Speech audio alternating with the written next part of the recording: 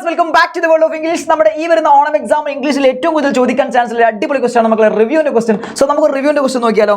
അത് in the attic എന്നുള്ള സ്റ്റോറിയിൽ എന്തെങ്കിലും ഭയങ്കര പവർഫുൾ ആൻഡ് ഇൻസ്പയറിംഗ് സ്റ്റോറിയാണ് നമ്മുടെ ഇൻ ദ ആറ്റിക് എന്ന് പറയുന്നത്. വ്ലാഡിസ്ലോ സ്പിൽമന്റെ ഒരു സ്ട്രഗിൾ ആൻഡ് സർവൈവിംഗ് സ്റ്റോറിയാണ്. അതായത് യുദ്ധത്തിൽ നിന്നും പിന്നെ രക്ഷപ്പെട്ട് വരുന്ന ഒരു മനുഷ്യന്റെ സ്റ്റോറിയാണ്. നിങ്ങൾ ഈ കഥ വായിച്ചതിന് ശേഷം അടിപൊളി റിവ്യൂ എഴുതണം. ചാപ്റ്ററിൽ നിങ്ങൾ എന്തെല്ലാം കാര്യങ്ങൾ, തീം, ഇമ്പോർട്ടൻറ്റ് ഇവന്റ്സ്, ക്യാരക്ടേഴ്സ്, അതുപോലെ കഥയെക്കുറിച്ചുള്ള നിങ്ങളുടെ അഭിപ്രായം എല്ലാം ഉൾപ്പെടുത്തിക്കൊണ്ട് ഒരു അടിപൊളി റിവ്യൂ എഴുതണം. അപ്പോൾ ആദ്യം നമ്മൾ എന്ത് പഠിക്കണം? റിവ്യൂവിൻ്റെ ഫോർമാറ്റ് പഠിക്കണം. റിവ്യൂ എഴുതുമ്പോൾ ആദ്യമായിട്ട് ടൈറ്റിൽ കൊടുക്കുക. ടൈറ്റിൽ എന്തെങ്കിലും, അതായത് നമ്മൾ ഹെഡിങ് എന്ത് കൊടുക്കണം? ഒന്നെങ്കിൽ നെയിം ഓഫ് ദ ലെസൺ എന്ന് കൊടുക്കുക, അല്ലെങ്കിൽ അതിനുശേഷം ഓതർ നെയിം, ആരാണ് എഴുതിയതെന്ന് എഴുതണം. അതിനുശേഷം നല്ലൊരു ഇൻട്രൊഡക്ഷൻ കൊടുക്കുക. ഇൻട്രൊഡക്ഷൻ എങ്ങനെ?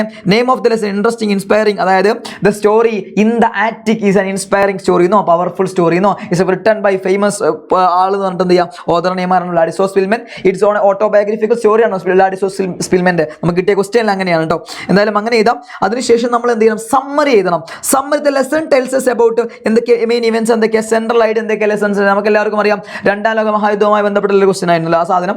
അപ്പോൾ തീമും മെസ്സേജ് ഒക്കെ നമ്മൾ എന്ത് ചെയ്യണം? ഉൾപ്പെടുത്തണം. അതുപോലെ ലാംഗ്വേജ് സ്റ്റൈൽ, എങ്ങനെയുള്ള ലാംഗ്വേജ് ഇംഗ്ലീഷാണ്, അതല്ല, എന്തൊരു സ്റ്റൈൽ ഉണ്ടാവില്ല, മോഡൽ എങ്ങനെയാണെന്നുള്ളത്. അപ്പോൾ സാർ ജസ്റ്റ് ഒരു ഫോർമാറ്റ് കാണിച്ചു തന്നത്. നമുക്കിനി എന്താ അതിൻ്റെ ആൻസർ ഒന്ന് നോക്കാം. ആൻസർ നോക്കിക്കോളാം.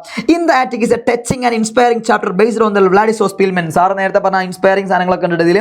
അതായത് ഇൻ ദ ആറ്റിക്കിന്റെ റിവ്യൂ ആണ്. ഇൻ ദ ആറ്റിക് തന്നെ പേര് കൊടുക്കാം.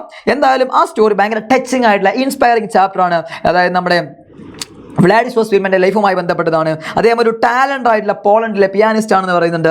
ഈ ചാപ്റ്ററിൽ അദ്ദേഹം എന്ത് ചെയ്യുന്നുണ്ട്? ഒരുപാട് സ്ട്രഗിൾസിൽ നിന്ന് സർവൈവ് ചെയ്യുന്ന സ്റ്റോറിയാണ് ഇതിൽ ഡിസ്കസ് ചെയ്യുന്നത്. ഒരുപാട് terrible days of war, final return for freedom എന്ന് പറയുന്നുണ്ട്. അതായത് സ്വാതന്ത്ര്യത്തിലേക്ക് അടക്കുന്ന ഒരു രാജ്യത്താണ് അദ്ദേഹം ജീവിക്കുന്നത്. അദ്ദേഹത്തിന് ഒരുപാട് 6-7 വർഷങ്ങളോളം സ്വാതന്ത്ര്യം കിട്ടാതെ ജീവിക്കുന്നുണ്ട്. പിന്നെ ഫൈനലി അദ്ദേഹത്തിന്റെ രാജ്യത്ത് എന്ത് കിട്ടുന്നുണ്ട്?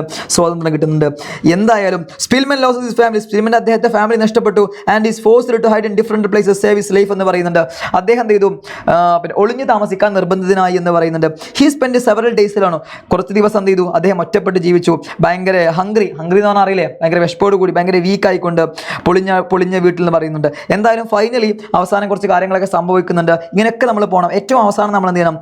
ഇതാണ് ഇതിന്റെ കൺക്ലൂഷൻ. കറക്റ്റ് നോക്കിക്കോളാം. In the attic is an emotional memorable story. അത് ഒരു സ്വന്തം അഭിപ്രായം പറയാണ്. ഇറ്റ് ടീച്ചേഴ്സ്, അത് നമ്മളെ പഠിപ്പിക്കുന്നു, that even darkest moment life, ജീവിതത്തിന്റെ ഏറ്റവും ഡാർക്കായ മൊമെന്റ്സിൽ hope and humanity can help a person survive and look forward to new life എന്ന് പറയുന്നുണ്ട്.